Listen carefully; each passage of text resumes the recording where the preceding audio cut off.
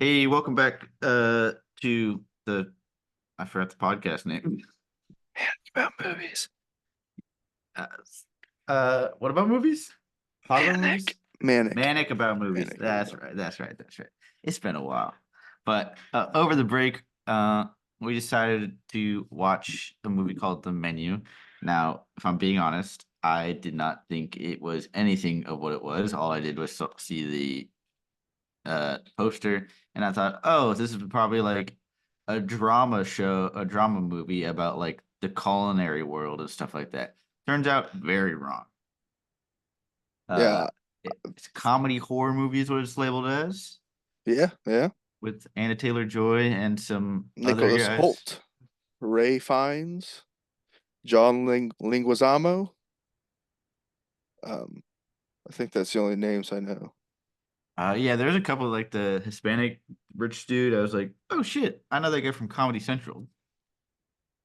Oh, And then the other Hispanic dude, I don't remember. I've seen him in a few movies. The John uh, Linguizamo, yeah, the actor. yeah. Yeah. He was in Romeo and Juliet with Leo. Spawn. What do I remember from Nicholas Holt from? He was in. Oh, Warm Bodies is where I remember him from. He was also in Mad Max. What else is he was in the X-Men First Class. He was Beast in the new ones. Oh yeah. And he was in a movie as a kid, I think, with Ray Fiennes, the chef. Something like About a Boy, or maybe that's a different movie. Mm. Oh, he's in Renfield too. The new vampire movie with Nicolas Cage. Okay, it's About a Boy. It's the one with Hugh Grant. I messed that up. Ah, But well, so slightly off topic. I apologize. oh, it's all good. So you want to do a quick synopsis, or do you want to just talk about it piece by piece? How do you want to? Yeah, we could just kind of ping pong this one because this is the first one I was like, I'm just not going to write notes. I'm going to watch it and talk about the things that stick in my head. So the movie kind of starts off. I mean, it's directed by Mark Mylod. I don't think I've seen anything of his. So this is the first time seeing any of his movies. I will preface this by I'm a big fan of the Kill Count YouTube channel called Dead Meat, and I did watch the video on this like when it first came out. So I kind of somewhat knew what happened, Oh, but not. I mean, it just shows the kills, you know. yeah. So I know everyone died. So I went in knowing that part at least. But going in, there were some good setups there of I don't remember. I think it's Tyler and pseudonym Margot, because whoever Tyler is supposed to bring when they're coming to this island to have this fancy restaurant pulled out, so he got her at the last second. And they did the really part that I liked is it just seems like it's like a new girlfriend of his, is what they set it up as, but there's really good hints to show she's essentially a prostitute throughout the movie where he's like, I'm paying, you know? It's like she's like, it's on your dime. I'll be, do whatever you want. She has like a fake name and all that. Yeah. But at first you're like, oh, Cause and I really liked even it's opened up with like his infatuation about like food, which is like one of the reasons why I thought, oh, this is also just a drama thing. Cause like she goes to smoke a cigarette and he's like, don't, that'll ruin your palate. yeah, And it gets brought up quite a few times. yeah, and his just infatuation with it. Uh but I don't think she's a prostitute or she like Oh, she's a prostitute, sh- 100%. yeah, but I think it's a little more planned than the girlfriend backing out. What? Going up because we can continue and I'll tell you why later.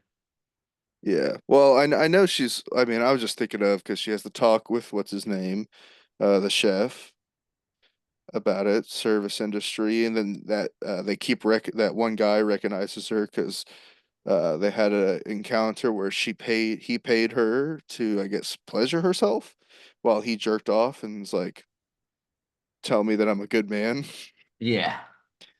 Um, but yeah, essentially the start of the movie, it gave me very Glass Onion vibes too, if you've seen that, Yes. where it's like, oh, these elitists are going to this island where there's this rich stuff, and it's just full of rich people going to this island. There's a food critic, there's a few company guys that are all about money, and it's a part that's kind of stupid. That's all they talk about every time they're having a dinner.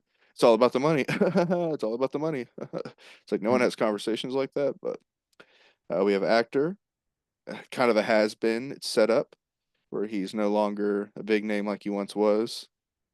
But he's trying And to go there to catch his new big break.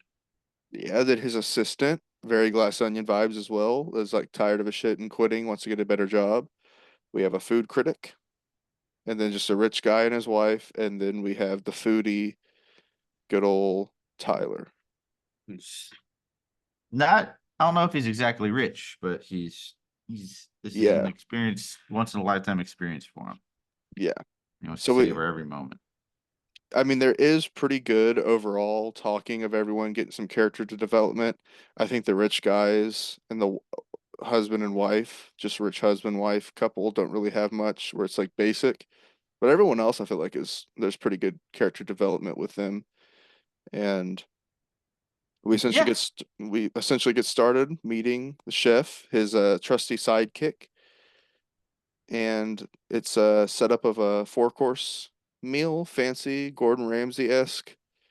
There's been an infatuation as of late with all the chef shows. I think there's a Bradley Cooper movie. There's been The Bear. This show, of course, the million Gordon Ramsay, Marco Pierre White shows. So it's tapping into that genre of super elegant, expensive, small meals, feeding the rich. Yeah. And then when they get to the island, there's it's not just feeding or like it's feeding the rich, but it's like some of the people who are going there aren't just obsessed about the experience. Like all the people working there are obsessed about the experience. They live on the island. They are obsessed with what they do. That this is their like whole world, and they don't do anything outside of this. And they show them around. They show the living quarters for all the people where all the meats are stored. They see the chef's house, but you're not allowed to go into the chef's house. It's off Oh limits. no, no. And they get brought to the dining area where they'll enjoy their meal and start the experience from there. And the whole time, the woman's very, the woman who meets them, Elsa, is very set on their experience and everything's been planned and they know everything that you'll need and everything is planned down to a T. So there's nothing for you to do that hasn't already been done. But I think they go on and they kind of just chatter until they all get excited. There's no photography of any food or like of anything. And Tyler's the little bad boy breaking those rules. He's got to snap pictures of that food, man. oh yeah, He has to. He's a foodie. he is a foodie. And I think he's obsessed with Chef Sloik, who is the chef of the night. And you see all the sous chefs in there preparing the food. And then Chef Sloik appears and he is the like the sun in the room. Everything is about him, and he is what controls everything. Anything he says, anything he does is followed to a T, and nobody breaks that. So he then announces the first course, which I believe is the one of the shellfish of the island. Mm-hmm. Does it have the All right. scallop? Yeah, the scallop. And Tyler knows exactly where it's from. Tyler Yep. and Margaret. Because they saw it being caught right there on the island. And Tyler wanted to, being the teacher's pet he is, says something and gets Chef Slowick's approval, so that way he's a good guy. Yep. Uh, Yep. I mean, that's Tyler's whole thing is he just wants to be noticed by him and have Sloke's approval. this whole arch that this entire movie. He wants to have his approval as a person that he knows what he's talking about. It's an art.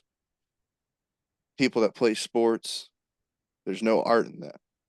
They just play with inflated balls. But this is cooking with earth. You're cooking with the animals. You're killing them. You're making them into a meal. That's the real art. And then Margot says that's a beautiful soliloquy. And I'm starting to believe it too. Yeah. I mean, cooking is magical. It's Magical? oh, kind of taking a bunch of different things and combining them into a whole new thing. No, that's true. I mean, that is very Daper Copperfield-esque. But the whole time, Margot is kind of like not over it, but she doesn't really care about the experience. She's like fine going, but she's not gonna let anybody tell her what to do or how to enjoy something. She's gonna want to do what she wants to do. And from the jump, she kind of tells that to Tyler, and Yeah. Ty- Tyler tries to say, I'm the one who paid for you and paid for this dinner, so you're gonna do what I say." Yeah, and at first, I would say at first she seems to go along with that, and then it's course two with Slovak gives his speech about how bread is 65% of what people eat, and fruits and vegetables are only 6%. And all the mining and everything that's done is for the bread and typically eaten by poor people. And he said, since you are not poor, none of you here are poor, y'all are getting a bread platter without the bread. And everyone else, thinks it's funny, gets it pretty much, except the rich dudes. Eventually they're like, they want my bread, but everyone's like, ooh, these sauces are incredible. And Tyler's loving it. And then Margot's like, what? No. Like, this is stupid. I should have the bread. We have everything but the bread. And he's, oh, if you're not going to eat it, then I'm going to eat it. He breaks a glass and gets Mr. Slovak's attention again. In a good way. Nope, not in a good way. It's a very and he has to snap a pic of everything before he sneaks a little picture, and the little sous chef lady sees it, knows he's in the bad mood. So essentially, the allegory here is they are the rich and they don't deserve this because they're the servant people. They are different. Chef Slovak and the rest of his crew are serving the workmen and are serving the rich who don't care about the work and art that's put into it. They just want to indulge for the status of the food. And he notices right away from Margot. He keeps asking her, "Who are you?" bringing her side separately, which upsets Tyler because Tyler wants his attention. And he keeps bringing Margot, and he's like, "You're ruining everything. You're not supposed to be here. You're one of us, not one of them." And she's like, "What the fuck are you talking about? Back away from me." He follows her into the bathroom when she's taking a smoke break because she's pissed at Tyler. And he's pretty much interrogating her throughout the whole thing and finds who she really is. She's She, not Margot. no, no, no. She is, in fact, Erin, but she still gives different answers from where she's from for most of it. She's still And playing that character that she's being and paid to be. exactly. Side note, I at the very beginning they said it's $1,250 a person, which I thought is pretty cheap with it being a private island and paying for all the staff and the food and all that. I was like, huh, it's actually kind of there's no way they're making money. I mean, you're clearly not the working class then. If you think that's cheap, you must be one of those elitists. You should have been there. It's not that as the like I was just thinking like you're paying for all the workers and the chef and then the food and then the payment for the island and the operation costs. Like overhead's got to be at least like a couple $100,000 a month. That's pretty much breaking even. Yeah, but he's funded by Baco, whatever the company is, so he can do whatever he wants. Yeah, I that guess is you're just not true. used to that 5 for 5. But then again, the dollars doesn't really matter in the end when everyone dies. Yeah, yeah. Well, but Spoilers. it's in. But then they move on to the third course of the night called the mess, and I would say this is probably what the climax you'd say, or that's the escalation point. I say escalation. It ain't the climax yet. Yeah, and Chef Slowick brings out his sous chef, One of his shifts. Yeah. who's it's the that's his uh it's his meal that he designed. They said, uh, I think his name was Jeremy. It could be wrong. yeah, I believe it was Jeremy Loudon. Looking at the list, and Jeremy has designed this meal, and He's Chef not as Slowick then started berating him, he's not as saying that talented. he's not as talented and he wants to be him, but he'll never be him. He'll never live up to anything that Chef Slowick's ever done. And he starts berating him and antagonizing him. And Jeremy does never talks back. He agrees with him, says that he doesn't want to live Chef Slowick's life. He doesn't want to be Chef Slowick. And then, right when they're done with the speech, Jeremy pulls out a gun, puts it in his mouth, and pulls the trigger. And the mess is finished. The meal's prepared. And that is the like starting point of everybody realizing that they're not getting the dining experience that they quite thought they were getting. Well, some people think it's just a show still. Yes, Oh, some this some is just thought they were actors. Oh, yeah. you go. Yeah, I was just saying that everyone's scared at first, but then the kind of gets calmed down because Tyler seems to not care. It seems like he knows this is going to happen, and he doesn't seem phased, but everyone else is freaked out. And then the critic goes, "Calm down, everyone, calm down. Everything's a show here." And then some people are, "Oh, is he dead? Oh, that looked pretty real. That's really good acting." And then John Leguizamo's character is like, "That is not acting," because he is an actor, so he knows something's up. But they stay. I find it funny. I was looking at like the list of actors, and Leguizamo's character name is just called movie star. Because I don't even know if they ever say I thought they said who he was. I don't remember them ever saying his name. I think at the very beginning they're like, "Oh my God, is that?" And they're like, "Yeah, that's that." Yeah, exactly. And I will say, I didn't think of it at first. I thought it was going to be just a straight horror movie based off the video I watched a couple years back when this first came out. But I will have to say there's some genuinely funny moments that got Oh some yeah, good laughs out of me. there's certainly some funny moments. Yeah, And there's. it I was oh just going to you go over go. a few funny parts to me, and then no, it's not. I don't know if this was even meant to be funny, but I don't want to jump ahead too far on it because it has to do with essentially one of the courses.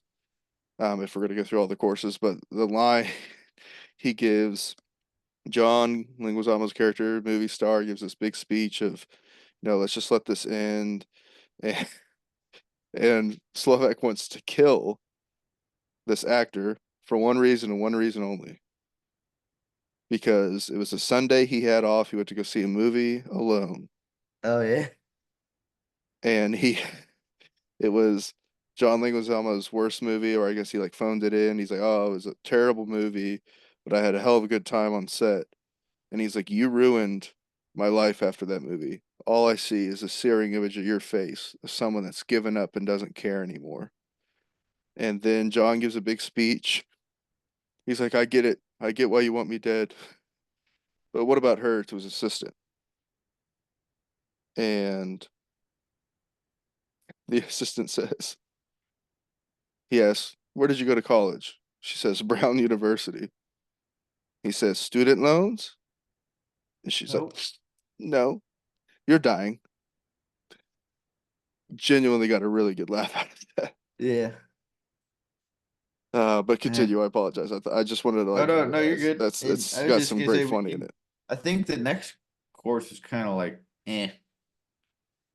because But it was the taco shells, the deconstructed tacos with a three.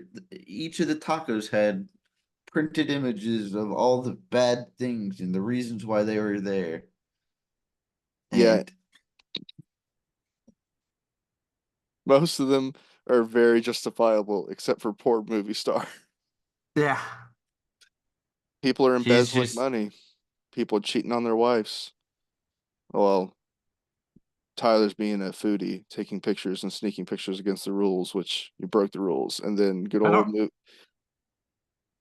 and What then was the movie or the critics? What were the critics? the critics was restaurants that they gave bad reviews that got shut down. Oh, that's right. That's right. And then good old movie actor had the poster of his worst movie. Yeah, and that happened, and then they moved on. Not much happened. Uh, The then next they moved. course is a Was good it the old next chicken thigh. course? Chicken thigh. Where Mr. Was Slovak. was it that one? I thought there was the where he brings out the angel investor and kills him, and then Oh, it's the chicken thigh. I thought it was the chicken thigh first. I don't know. Well, the next two courses were the chicken thigh, where he sexually assaulted one of the sous chefs a long time ago, and she stuck around, and she, as revenge, stabs him in the thigh. Uh, But we have to as remember why she does it. Because he gives his impassioned speech about his childhood growing up in Iowa, where his mother's been sitting there the whole time just drinking, not saying anything. And he's like, drunk, just like she was back then. And my father came home very drunk one day. And my mom got mouthy with him, and he put a cord around her neck. And the only thing I could grab was kitchen scissors, and I stabbed him in his thigh. But I was a silly boy. I should have stabbed him in the throat. yo, Yeah, and then everyone's like, what the fuck's going on? yeah, that's when everyone realizes that they're probably not gonna make it. But that happens, and then they move on. They kill the investor, who's the boss of Bryce, Soren, and uh, I The forget the David? last guy. Dale, David, Something like that. Dave. That's it. The guys that only And care about those, money. yeah, all the Wall Street guys. They're